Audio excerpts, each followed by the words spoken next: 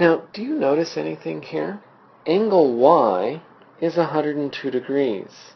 43 degrees plus 59 degrees happens to be 102 degrees. I wonder if there's a connection there. In fact, Mr. Sullivan is going to tell us that there is a connection using the triangle exterior angle theorem.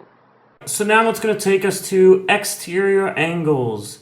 The exterior angle of a polygon, now we're going to talk mostly about triangles today, but a polygon is an angle formed by a side and the extension of an adjacent side. So let's say a polygon, let's say I have a square or a rectangle. Whoa. So I have a side, and then this side I'm going to extend it out. So this right here would be our exterior angle. All right? In a triangle, think about it this way. If I extend that side here, that's an exterior angle, okay? A remote interior angle is a non-adjacent angle to an exterior angle. In a triangle, there are only two remote interior angles. So if this is my exterior angle, this angle here is adjacent, right? And we can't have that. So it's the two ones that are inside but not adjacent.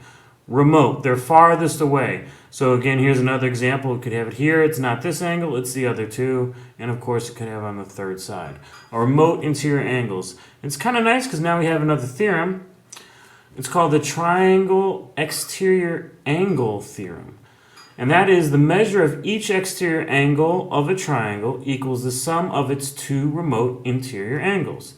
So if I have angle 1 here, that is going to equal the sum of these, 2 plus 3. Thank you, Mr. Sullivan, for that explanation. And I'm going to show you now really quickly how to use this theorem. You will notice in our first problem here that we have angle 1 and that the remote interior angles are 18 degrees and 80 degrees. The triangle exterior angle theorem tells us that the measure of angle 1 has to equal the sum of the two remote interior angles.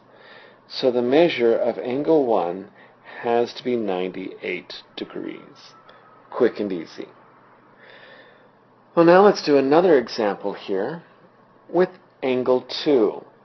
This is a little bit different because in this situation we have this 124 degree angle that is an exterior angle, and angle 2 is one of the two remote interior angles.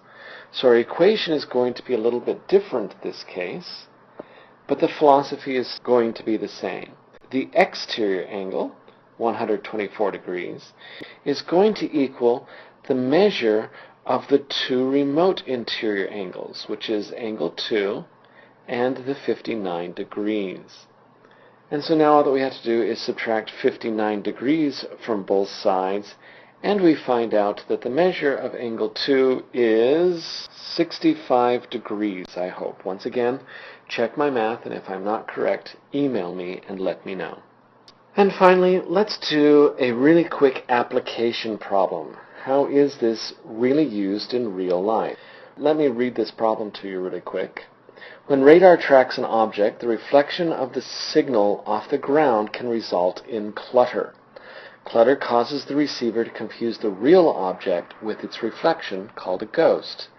Stealth technologies, stealth airplanes, and they're even coming up with some stealth ships now, uses this problem to its advantage. Now, at the right, you see a regular radar tower looking at a regular airplane, and it also sees this ghost down here. So we need to figure out what this angle is so that they can identify which plane is real and which one is the ghost. Let's see here. I see this angle that we want here and this 30-degree angle here. They happen to be remote interior angles to this exterior angle, don't they? So that means that we can use the triangle exterior angle theorem, which says that the exterior angle measure is equal to the measures of the two remote interior angles. And now that we have an equation set up, we just simply subtract 30 degrees from both sides of the equation, and we find out that x is 50 degrees. Quick, easy. These theorems are very powerful.